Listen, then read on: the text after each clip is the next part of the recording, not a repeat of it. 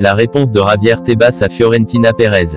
Première l'affaire d'arbitrage de la Liga espagnole. La scandale arbitral lors de la grande Classico entre le Real Madrid et l'Espagnol de Barcelone, cela a conduit Fiorentina Pérez à déposer plainte à la RFEF et Javier Tebas vient de lui répondre sans retour.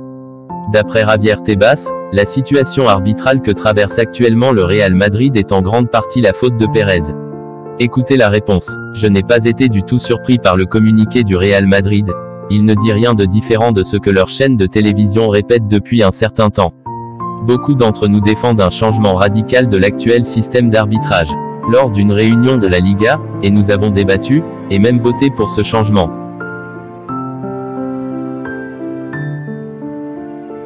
Le Real Madrid s'y est opposé en se montrant hésitant sans proposer d'autres solutions.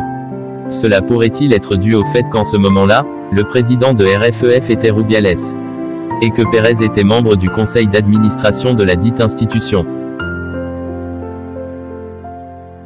Lors d'une interview du président de la Liga espagnole, Tebas a tenu une propos très dure à l'encontre du Real Madrid et ses dirigeants.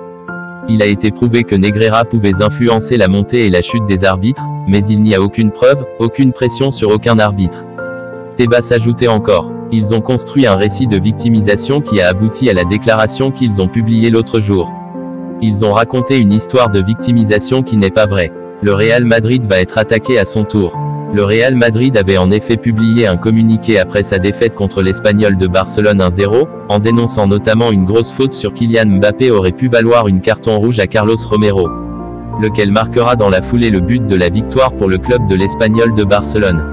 Pour la Liga, ces accusations ne passent pas, Tebas promet une contre-attaque. D'après Javier Tebas, nous allons déposer une plainte contre le club, contre ceux qui ont signé la lettre, contre la direction. Nous sommes en train de analyser d'un point de vue juridique car, bien sûr, ce type de lettre peut pas être toléré, a-t-il déclaré. Cela contient de contre-vérité ou demi-vérité. On dirait que le Real Madrid a perdu la tête. Le football ne tourne pas autour du Real Madrid. Si vous souhaitez voir plus, n'hésite pas de laisser une pouce bleue et de vous abonner pour ne rien rater. Visca Barça. Ciao ciao. J'espère vous revoir bientôt dans la prochaine vidéo. Ciao.